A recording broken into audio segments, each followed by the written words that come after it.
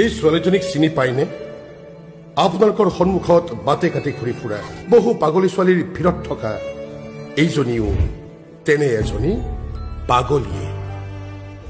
তাইৰ মনটোৱে বহু কথা কয়, বহু সুখৰ কথা, বহু দুখৰ কথা, বহু কষ্টৰ কথা, আৰু এখন যুদ্ধৰ কথা। তাইৰ সেই কথাবোৰ কোনেও বুজি নাপায়।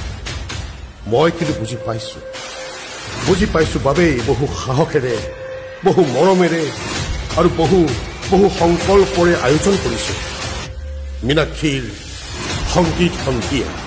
2025-26 নাট্যবৰ্ষত নতুন আশাৰে, নতুন সংকল্পৰে, নতুন চমকেৰে আবাহন থিয়েটাৰৰ বৰ্ণাঢ্য আয়োজন।